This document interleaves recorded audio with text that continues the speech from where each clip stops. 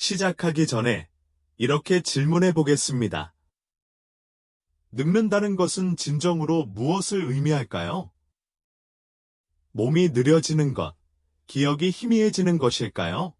아니면 더 깊은 의미, 즉 당신 안에 여전히 살아 숨쉬는 힘을 조용히 잊어버리는 것일까요? 저는 80대에도 젊음의 힘으로 살아가는 사람들을 보았습니다. 운이 좋아서가 아니라 몸의 자연스러운 회복력을 일깨워주는 단순하고 마음 챙김적인 수련을 실천하기 때문입니다. 나이가 든다고 해서 힘이 끝나는 것은 아닙니다. 이 성찰에서 과학과 인식의 뿌리를 둔 7가지 강력한 습관을 소개해 드리겠습니다. 이 습관들은 많은 사람들이 노년기에도 강하고 균형 잡히고 독립적으로 살아가는 데 도움이 되었습니다.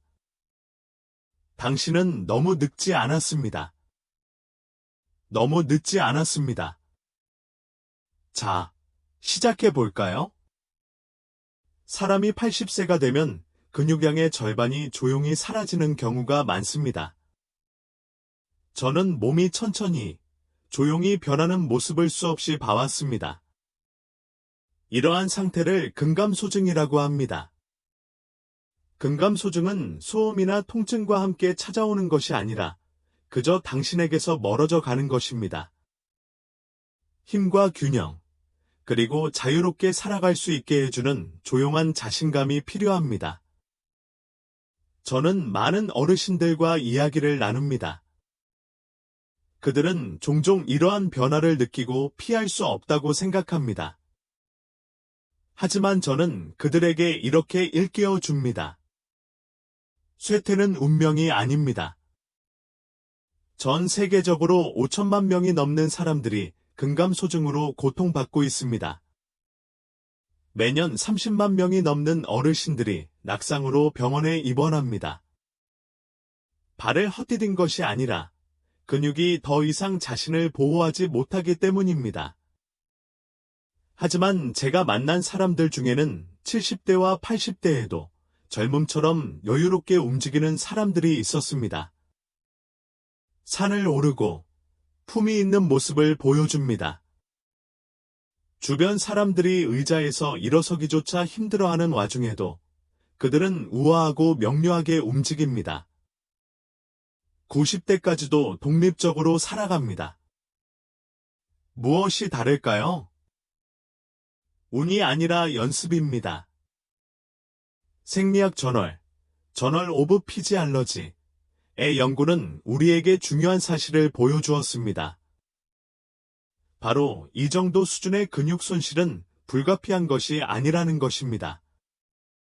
이러한 감소를 늦추거나 심지어 역전시킬 수 있는 간단하고 일상적인 습관들이 있습니다.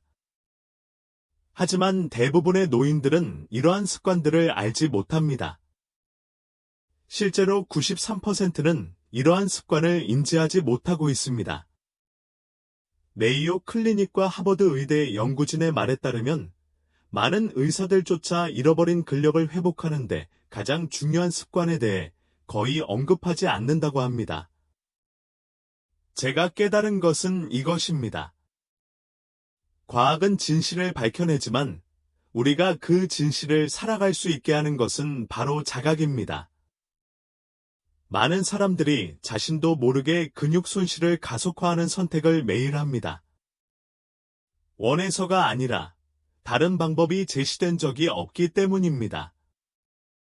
제가 자주 공유하는 한 가지 방법이 있습니다.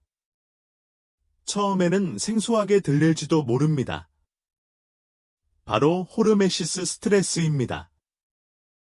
저는 제 학생들에게 이것을 고통이 아닌 신체에 대한 존중의 도전, 즉 치유와 적응을 일깨우는 의도적인 스트레스의 작은 양으로 이해하라고 권합니다. 버크 노아 연구소, 벅 인스티튜트 포 리서치 인 에이징는 추위나 열기에 잠깐 노출되면 근육을 보존하고 심지어 강화할 수 있다는 것을 발견했습니다. 저는 간단한 행동을 권장합니다. 샤워를 마치고 30초 동안 찬물로 샤워를 마치세요. 사우나가 있다면 사우나에 들어가세요. 이는 처벌이 아니라 초대입니다. 추위는 갈색 지방을 활성화하고 미토콘드리아를 자극하며 신체의 스스로를 보호하라는 신호를 보냅니다. 열 또한 치유를 가져다 줍니다. 근육 조직을 보호하고 회복하는 단백질을 활성화합니다. 이러한 간단한 의식들은 우리 몸이 여전히 듣고 있다는 것을 일깨워 줍니다. 여전히 반응하고 있습니다. 운동선수가 될 필요는 없습니다. 젊음도 필요 없습니다. 존재감, 주의, 그리고 당신만의 과정에 대한 온화함이 필요합니다. 제가 목격한 것은 나이 드는 과정이 자각과 만나면 영적인 수련이 된다는 것입니다. 자연스러운 것에 저항하는 것이 아니라 남아있는 것을 존중하고 당신 안에 여전히 살아있는 힘을 발견하는 것입니다. 두려움으로 나이 들지 말자. 연습과 리듬, 호흡, 그리고 이 뼈와 근육, 이 삶에 여전히 깃든 고유한 힘에 대한 존중으로 나이 들자. 다른 사람들에게 규율과 자기 관리를 통해 인도하는 길에서 저는 간단하지만 강력한 사실을 발견했습니다. 즉, 신체는 극단보다는 리듬에 가장 잘 반응한다는 것입니다. 즉, 스트레스와 휴식, 영양과 공허함, 노력과 고요함이 부드럽게 순환하는 것입니다. 제가 자주 추천하는 그러한 리듬 중 하나는 열에 노출되는 것입니다. 핀란드의 한 연구에 따르면 사우나를 일주일에 4에서 7회 정기적으로 이용하는 사람들은 그렇지 않은 사람들보다 10년 동안 근육 손실을 40%나 덜 경험했습니다. 이는 단순히 편안함을 위한 열이 아니라 마음 챙김의 실천입니다. 따뜻함은 근육세포를 보호하고 회복시키는 열 충격 단백질을 깨웁니다.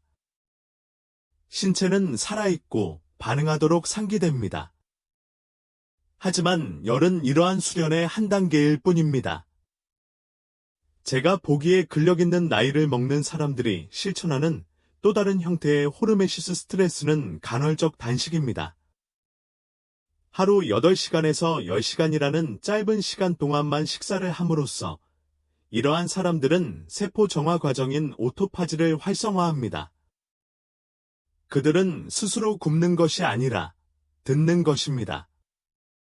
신체가 휴식을 취하고 정화하고 재충전할 수 있도록 해줍니다. 솔크 연구소의 연구에 따르면 체중 감량 없이도 이러한 수련은 단 12주 만에 근육 조직의 미토콘드리아 기능을 최대 10%까지 향상시킵니다. 신체는 더욱 효율적이고 회복력이 향상됩니다. 이는 제한이 아니라 리듬과 존중의 문제입니다. 세 번째 형태의 부드러운 도전은 짧지만 강렬한 근육 수축에서 찾을 수 있습니다. 등척성 운동 극복이라는 연습이 있습니다. 저는 학생들에게 자주 이 연습을 시연합니다. 5초에서 10초 동안 움직이지 않는 물체를 온 힘을 다해 밀거나 당긴 후 휴식을 취합니다. 이 연습은 관절에 해를 끼치지 않습니다. 몸을 지치게 하지도 않습니다. 하지만 근섬 위에 직접 말을 걸어 깨어 있고 활동적으로 지내라고 지시합니다. 올바르게 연습하면 이러한 짧은 순간의 폭발은 장수 유전자, 즉 나이가 들면서 근육량을 지켜주는 수호자를 자극합니다. 핵심은 언제나 균형입니다. 스트레스 다음에는 회복이, 강도 다음에는 고요함이 이어집니다. 너무 자주 하면 시스템이 과부하에 걸립니다. 하지만 지혜롭게 연습한다면 불편함과의 이 춤은 힘의 원천이 됩니다. 저는 항상 이렇게 말합니다. 서두르지 마세요. 몸이 배우도록 하세요. 신경계가 적응하도록 하세요. 한 번의 작은 연습씩.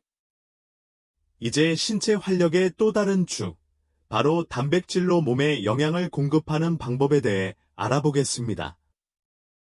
많은 노인들이 단백질의 중요성을 알고 있지만 양만큼 섭취 시점도 중요하다는 것을 아는 사람은 드뭅니다. 나이가 들면서 단백질 활용 능력이 감소하는데 이를 동화작용 저항이라고 합니다.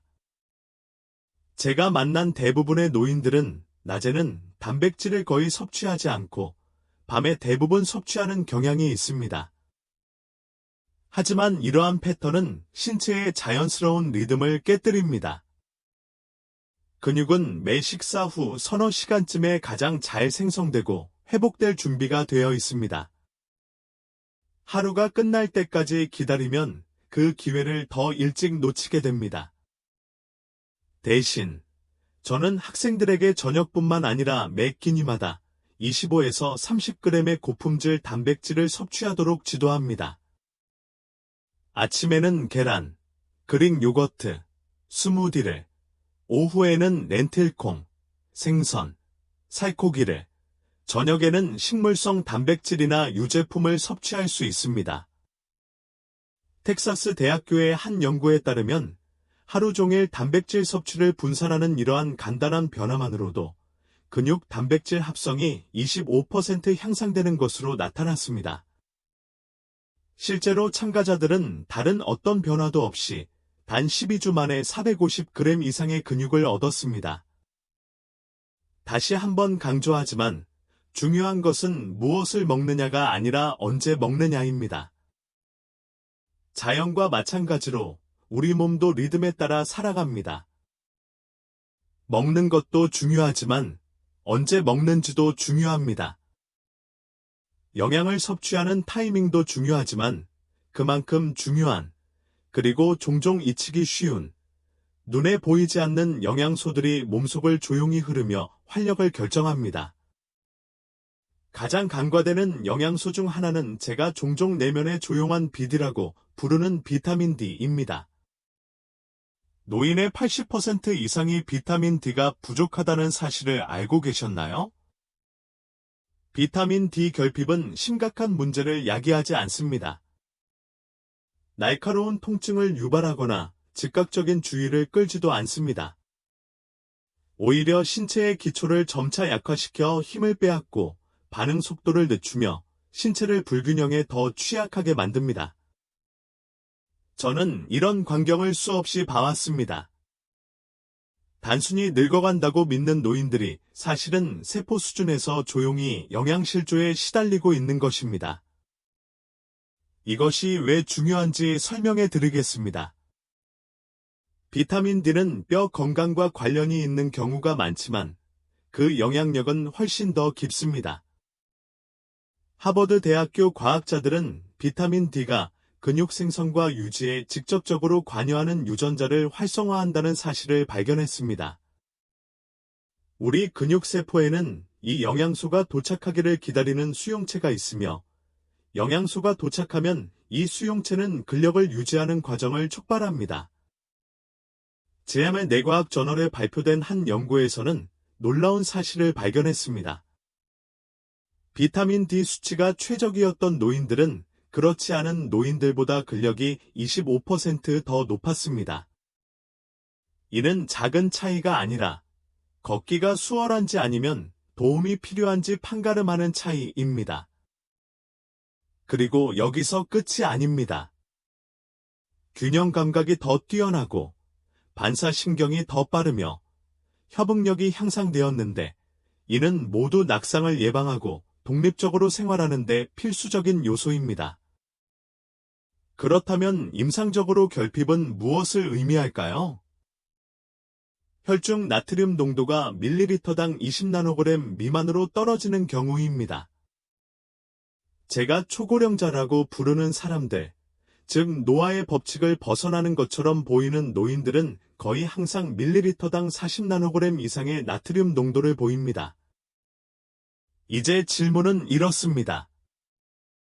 어떻게 해야 그 목표에 도달할 수 있을까요? 어떤 사람들은 햇빛만으로도 충분하다고 생각하는데 젊은 시절에는 충분할 수도 있습니다. 하지만 나이가 들면서 피부의 비타민 D 생성 능력은 50% 이상 감소합니다. 일반적인 하루 600IU 권장량은 대부분의 노인에게는 너무 낮습니다. 최근 연구에 따르면 하루 2000에서 4000IU가 필요한 경우가 많지만 저는 항상 혈액 검사를 통해 개인의 필요량을 확인하는 것을 권장합니다. 식단도 도움이 될 수 있습니다. 저는 지방이 많은 생선, 달걀 노른자, 그리고 강화 유제품을 자주 추천합니다. 이러한 음식들은 조용한 힘을 가져다 줍니다. 그리고 가능하다면 매일 15분에서 20분 정도 정오에 직사광선을 쬐세요. 힘든 일이 아니라 삶과의 교감의 한 형태로서 말입니다. 하지만 모든 강력한 도구에는 균형이 필요합니다. 비타민 D를 고용량으로 보충할 때는 비타민 K2라는 또 다른 영양소도 함께 섭취해야 합니다. 발효식품과 특정 동물성 식품에 함유된 K2가 없으면 칼슘이 뼈가 아닌 동맥으로 이동할 수 있습니다. 이는 시간이 지남에 따라 석회화로 이어질 수 있습니다. K2는 칼슘을 적절한 위치로 안내합니다. 두 영양소 사이의 이러한 미묘한 관계는 치유와 해로움의 차이를 가져올 수 있습니다. 시작하려면 검사부터 시작하세요. 자신의 수치를 파악하고 40mg/ml 이상을 유지하도록 노력하세요. 규칙이 아니라 자신이 사는 신체의 표준 관리 기준이 되어야 합니다. 이제 우리도 모르는 사이에 근육을 형성하는 또 다른 요인, 바로 염증에 대해 이야기해 보겠습니다. 저는 고령에도 건강하고 균형 잡히고 활동적인 노인들에게는 한 가지 공통점이 있다는 것을 발견했습니다. 바로 만성 염증 수치가 낮다는 것입니다. 현대 과학에서는 이를 인플러미징이라고 하는데, 이는 며칠이 아니라 수십 년에 걸쳐 몸을 쇠약하게 만드는 지속적이고 저급한 염증입니다. 운동을 하고 잘 먹어도 몸이 회복하는 속도보다 근육이 더 빨리 파괴됩니다. 이러한 내부 열은 신체가 더 강해지라는 자연적인 신호를 약화시킬 수 있습니다. 터프츠 대학교의 한 연구에 따르면 염증이 가장 심한 노인들은 식단이나 운동과 관계없이 근육 손실 속도가 3배나 더 빨랐습니다. 그러니 한번 생각해 보세요. 당신의 힘 아래서 조용히 타오르는 것은 무엇일까요? 앞으로 나아갈 길은 노력뿐 아니라 이해에도 있습니다. 힘을 기르려면 몸 안에 평화를 만들어야 합니다. 비타민 D, 영양, 타이밍, 그리고 고요함이 모두 중요한 역할을 합니다. 몸은 항상 귀 기울입니다. 문제는 우리도 그 말에 귀 기울이고 있는가 하는 것입니다. 제가 가르치는 사람들에게 자주 되뇌는 말이 있습니다. 힘은 항상 얻는 것이 아니라 때로는 조용히 앗아가는 것을 제거함으로써 지킬 수 있다는 것입니다. 노아의 경우 그 도둑은 종종 염증입니다. 만성적이고 경미한 염증은 극적인 상황이 아니라 조용히 지속되면서 몸을 쇠약하게 만듭니다.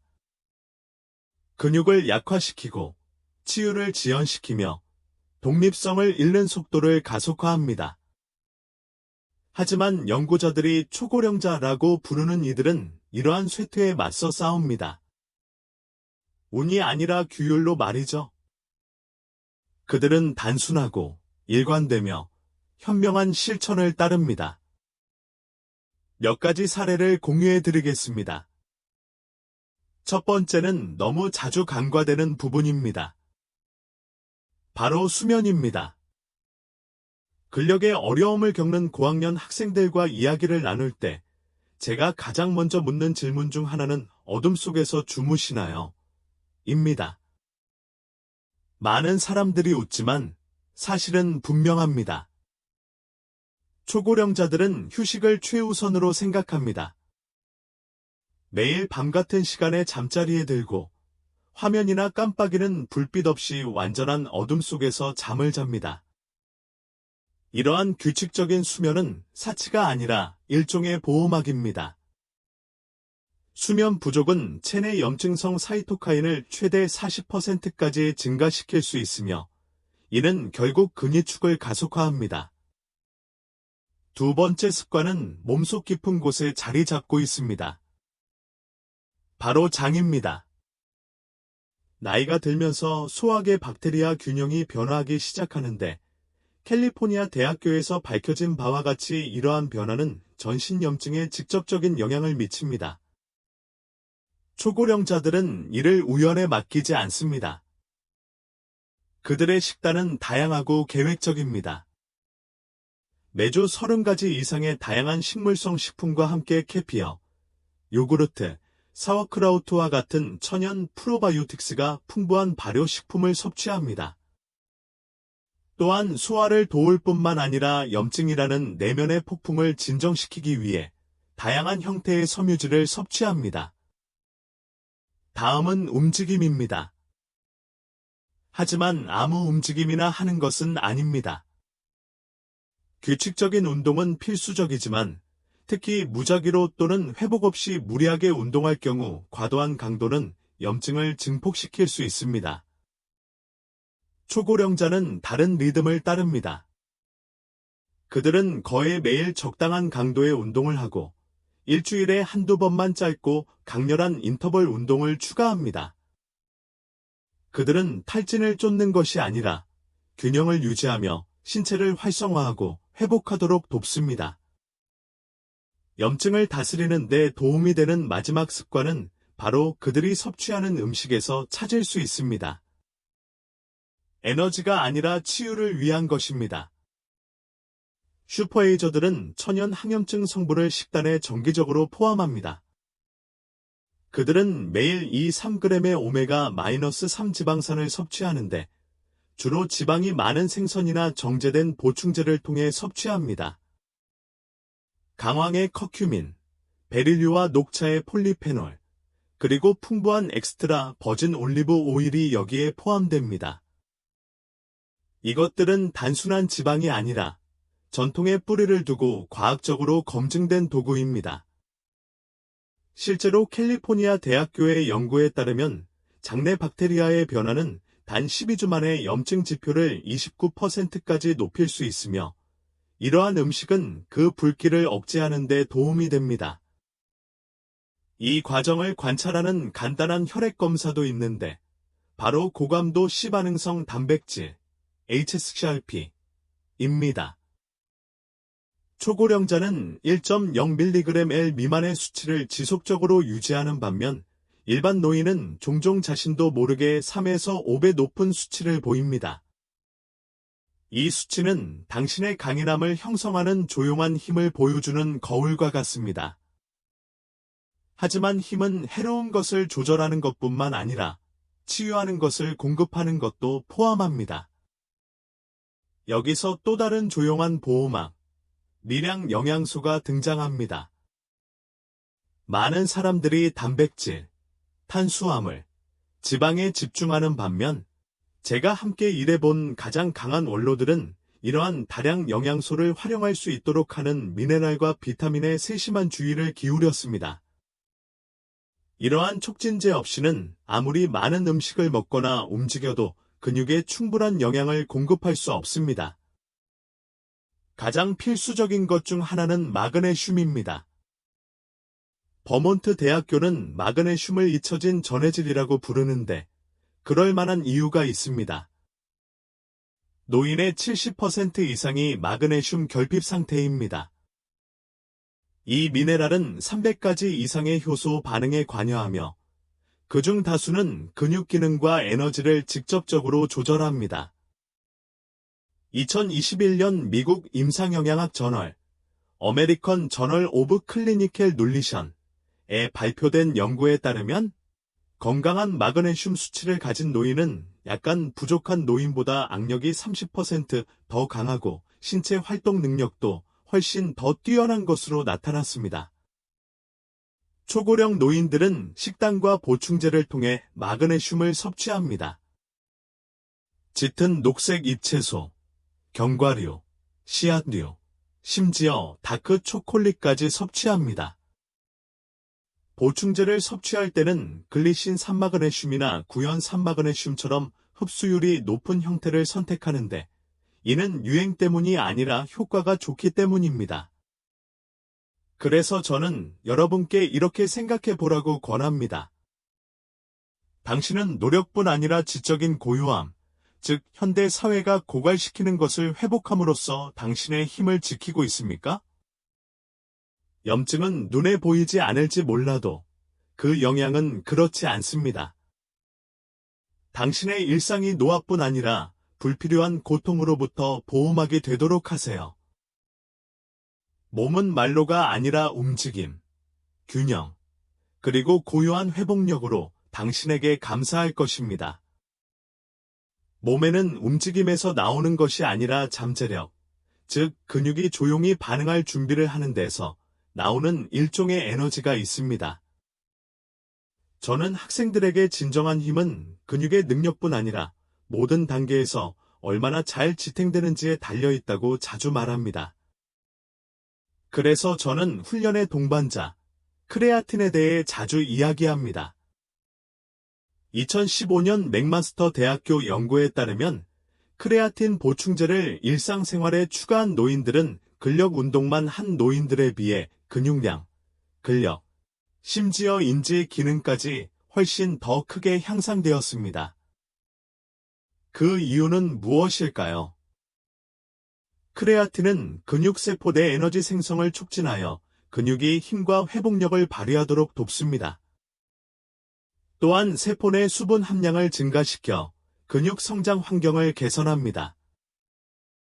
하루 3에서 5g만으로도 신체가 동화작용으로 인식하는 상태, 즉 재생 상태를 만들 수 있습니다. 하지만 근육 에너지만이 우리가 보존해야 할 유일한 연료는 아닙니다. 흔히 간과되는 또 다른 핵심 영양소는 메틸화 비타민 B12입니다. 나이가 들면서 신체의 위산 생성 능력이 감소합니다. 이는 결국 신경 건강과 근육 에너지 생성에 가장 중요한 비타민 중 하나인 B12를 흡수하는 능력도 감소시킵니다.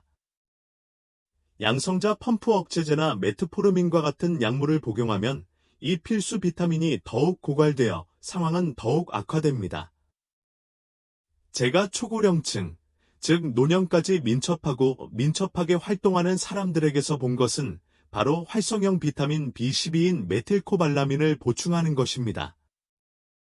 대부분의 종합 비타민제에서 발견되는 저렴한 형태와 달리 이 비타민 B12는 신경계에 쉽게 흡수되어 사용됩니다.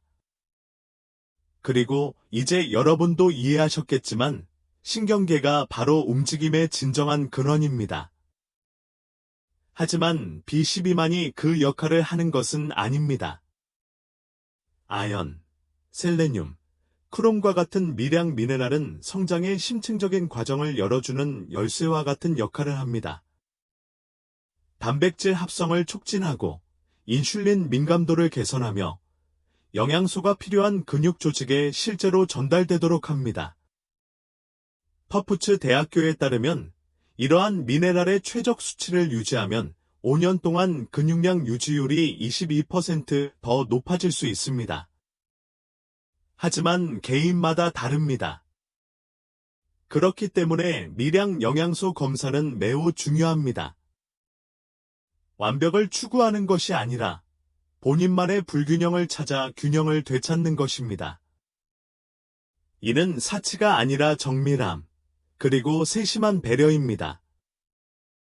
이제 좀 더 미묘하지만 그만큼 중요한 것, 바로 근육과 뇌의 연결에 대해 이야기해 보겠습니다. 근육이 약해지는 것은 근섬유만 약해져서가 아닙니다. 진짜 문제는 신경근 접합부에서 발생합니다. 신경과 근육이 만나는 경계면 마치 우리 몸의 활력의 플러그와 소켓처럼 말입니다. 60세가 지나면 이러한 연결은 급격히 약해지기 시작하며 우리가 직접 행동하지 않는 한 아무리 많은 단백질 섭취나 운동으로도 회복할 수 없습니다. 다행히 초고령자들은 회복할 수 있습니다. 미시간 대학교의 연구에 따르면 초고령자들은 더 강한 신경근 연결을 유지하는 것으로 나타났으며, 이는 우연이 아닙니다. 이들은 태극권, 춤, 탁구, 테니스처럼 협응력과 정밀성을 요구하는 운동을 합니다. 이러한 활동은 단순한 취미가 아니라 신경훈련의 장입니다. 2020년에 실시된 획기적인 연구에 따르면 일주일에 2번씩 이런 협응 기반 활동을 한 노인들은 기존 운동만 한 노인들보다 신경근 연결을 31% 더 잘 보존한 것으로 나타났습니다. 거짓말은 패턴으로 이루어진다. 뇌는 근육 섬유를 단순히 수축하는 것이 아니라 조율하는 법을 배워야 한다. 의도를 가지고 움직이면 뇌가 활성화되고 의식적으로 호흡하면 근육이 반응합니다. 이 두 가지가 함께 어우러질 때 조화가 이루어집니다. 그리고 조화는 인생의 후반기에도 힘이 깃드는 곳입니다. 수년간 다른 사람들을 자기 통제력의 길로 인도하면서 저는 종종 다음과 같은 사실을 목격했습니다. 우리가 몸에서 힘이라고 생각하는 것은 다른 곳에서 시작됩니다. 힘은 근육에서만 비롯되는 것이 아닙니다. 호흡에서 생겨나고 생각으로 유지되며 신경과 섬유 사이의 연결고리에서 보존됩니다. 섬세하지만 부서지기 쉬운 것은 아닙니다. 자연에는 이러한 보이지 않는 연결고리를 유지하는데 도움이 되는 물질들이 존재하며 과학적으로 면밀히 연구되고 있습니다. 알파리포산과 아세트엘카르니트는 다소 생소하거나 임상적으로 들릴 수 있는 이름이지만 마치 신성한 문을 보호하는 갑옷처럼 신경과 근육 사이의 연결을 산화 스트레스로부터 보호하는 데 효과가 있는 것으로 나타났습니다. 더욱 흥미로운 것은 비타민 B1의 일종인 베노타민과 전통 한의학에서 이끼에서 추출한 후핀과 같은 화합물입니다. 이 화합물들은 움직여 나는 신호를 보내는 신경전달 물질인 아세틸콜린 수치를 증가시킵니다. 이는 단순한 메시지가 아니라 신체가 생명을 불어넣는 신호입니다. 하지만 모든 약을 복용해야 하는 것은 아닙니다. 어떤 약은 숨을 쉬기도 합니다. 무술과 치유 전통에서 오랫동안 신성시대였던 특정 호흡법은 이제 과학적 관점에서 그 가치를 드러냅니다. 슈퍼 AS는 흔히 우리가 비거 호흡법이라고 부르는 방법을 사용하는데, 이는 평온함, 리듬, 그리고 신경근 전달을 조용히 조절하는 미주신경을 자극합니다. 박스 호흡처럼 하루에 단 5분만이라도 4번 들이마시고 4번 참은 후 4번 내쉬고 4번 참는 연습만으로도 근육의 신경 활성화를 최대 15%까지 향상시킬 수 있습니다. 아시다시피 고요함은 무활동이 아니라 준비입니다. 더욱 설득력 있는 것은 인지적 도전과 신체적 회복력 사이의 연관성입니다. 컬럼비아 대학교의 한 연구에 따르면 퍼즐, 전략게임, 새로운 기술 학습 등 어려운 정신활동을 일상적으로 수행한 노인들은 근육 조절 능력이 훨씬 더 뛰어난 것으로 나타났습니다. 그 이유는 무엇일까요? 뇌와 근육은 신경 고속도로를 공유하기 때문입니다. 한쪽이 켜지면 다른 쪽도 깨어납니다. 이 모든 것이 무엇을 의미할까요? 강인함을 유지하려면 단순히 웨이트 트레이닝만 하는 것이 아닙니다.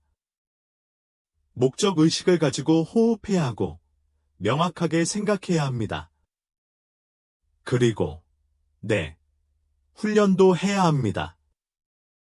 이제 첫 번째이자 마지막 습관, 가장 자주 무시되지만 동시에 가장 강력한 습관, 바로 점진적 저항 훈련에 대해 이야기해 보겠습니다. 터프츠 대학교는 이 운동을 역사상 가장 강력한 항노화 약물이라고 칭했고, 저는 이 운동이 자신의 기력이 영원히 사라졌다고 생각했던 사람들에게 활력을 되돌려주는 것을 여러 번 보았습니다. 하지만 모든 저항 훈련이 동일한 것은 아닙니다. 슈퍼 S가 하는 저항 훈련은 의도적인 운동입니다. 탈진을 추구하는 것이 아니라 적응을 추구합니다. 근육은 똑같은 것에 반응하지 않습니다. 도전을 필요로 합니다. 비결은 시간이 지남에 따라 강도를 높이는 것이지 지속 시간을 늘리는 것이 아닙니다. 맥마스터 대학교의 한 연구에 따르면 근육 피로가 발생할 정도로 고강도 저항 운동을 2주만 해도 5주간 중간 강도로 운동한 것보다 더 큰 효과를 얻을 수 있었습니다. 이 원리를 일과성 근육 기능 부전이라고 합니다. 더 이상 좋은 자세로 들어올릴 수 없을 때 신체는 재생을 시작합니다. 단백질 합성이 촉진되고 근육은 최대 72시간 동안 반응합니다. 하지만 슈퍼 AS는 여기서 끝나지 않습니다. 여러 근육을 동시에 사용하는 복합 운동에 집중합니다. 스쿼트, 로우, 푸시와 같은 동작은 관절 건강과 근력에 맞춰 조절되며 호르몬 및 신경 근육에 긍정적인 효과를 가져옵니다. 단독 컬이나 익스텐션과는 달리 이러한 동작은 마음, 호흡, 코어, 팔다리 등 전체 시스템에 영향을 미칩니다. 우리는 단지 약함과 싸우기 위해 훈련하는 것이 아닙니다. 우리의 강점을 기억하기 위해 훈련합니다. 결국 강점은 당신이 들어 올리는 무게가 아니라 의도와 우아함, 그리고 의식을 가지고 짊어지기로 선택한 무게입니다. 발전은 반복에서만 발견되는 것이 아니라 의식적인 단계적 발전에서 찾을 수 있습니다. 이것이 바로 슈퍼 S, 달력에 도전하는 극소수, 가점진적 과부하라고 알려진 방법을 실행하는 이유입니다. 그들은 영혼과 마찬가지로 육체도 부드럽지만 꾸준히 도전해야 한다는 것을 이해합니다. 가만히 있는 것은 쇠퇴하는 것이고 성장하려면 어제보다 아주 조금씩 더 나아가야 합니다. 각 훈련 세션은 처벌이 아니라 대화입니다. 조금만 더 들어도 될까요? 시간이 지남에 따라 그들은 더 무거운 무게를 들어올릴 뿐만 아니라 더 무거운 의심을 품게 되고 그 대신 경험을 통해 얻은 믿음을 갖게 됩니다. 정체는 저항이 익숙해질 때 발생합니다. 적응력이 뛰어나고 지적인 몸은 앞으로 나아가도록 이끌리지 않으면 성장을 멈춥니다. 이것이 바로 이 노인들이 자신의 성장을 추적하는 이유입니다. 강박적으로가 아니라 신중하게, 노력을 존중하는 조용한 마음챙김입니다. 하지만 근력은 단순히 들어 올리는 것만이 아닙니다. 힘을 조절하며 내리는 것도 중요합니다. 이심성 단계, 즉 하강에는 지혜가 있습니다. 의식적으로 무게를 천천히 내리는 것은 관절에 무리를 주지 않으면서 근육의 회복력을 키우는 방식으로 근육에 자극을 줍니다. 많은 노인들이 늦게 시작하더라도 이 한 가지 방법이 밥일 뿐 아니라 자신의 노화에 대한 통제력을 되찾아준다는 것을 알게 되었습니다. 엘라베마 대학교의 한 연구에 따르면 노인들은 점진적인 저항 운동법을 사용한 결과 단 12주 만에 근력이 35% 증가하고 근육량은 1.4kg 이상 증가했습니다. 근육량 증가뿐만 아니라 인지 명료성 향상, 골밀도 증가, 혈당 조절이 더 수월해졌습니다. 몸은 여러 부분의 집합이 아니라 조화의 체계입니다. 하나의 요소가 바뀌면 전체가 솟아오르기 시작합니다. 하지만 흔히 있는 오해가 있습니다. 많은 노인들이 근력 운동이 나이에 비해 너무 위험하다고 생각합니다. 하지만 진짜 위험은 움직이지 않고 몸에 무리를 주지 않는 것입니다. 근육을 사용하지 않으면 쇠퇴는 느리게 진행되는 것이 아니라 빠르고 조용하게 진행됩니다. 지금까지 논의한 모든 것 중에서 꼭 기억해 두셨으면 하는 습관이 하나 있다면 바로 점진적인 저항 훈련입니다. 겸손하게 시작하세요. 가이드, 즉 지형을 잘 아는 트레이너의 도움을 받으세요. 그리고 천천히, 꾸준히 등반을 시작하세요. 매주 30분씩 2번만 해도 나이 드는 방식을 바꾸기에 충분할 수 있습니다. 그래서 여기 그것들이 있습니다. 연구와 경험이 모두 우리에게 진실이라고 속삭이는 7가지 실천, 80대 이상까지 강하고 균형 잡히고 생동감 넘치는 삶을 사는 사람들이 걷는 7가지 길입니다. 호르메시스 스트레스는 불을 만들어내는 것과 같다. 단식은 영양분 섭취 사이의 시간입니다. 단백질 타이밍, 재생의 리듬. 비타민 D는 힘을 조용히 활성화시키는 존재입니다. 염증은 불을 식히려는 것입니다. 미량 영양소, 잃어버린 열쇠. 저항은 반격하는 기술입니다. 하나만 고르세요. 딱 하나만 고르세요. 지금 이 순간, 당신은 늦지 않았습니다. 너무 늙지도 않았습니다. 몸은 나이가 아니라 의지에 귀 기울입니다. 당신 안에는 아직 힘이 있습니다. 근육뿐만 아니라 일어서려는 의지에도 힘이 있습니다. 그 힘을 단련하세요.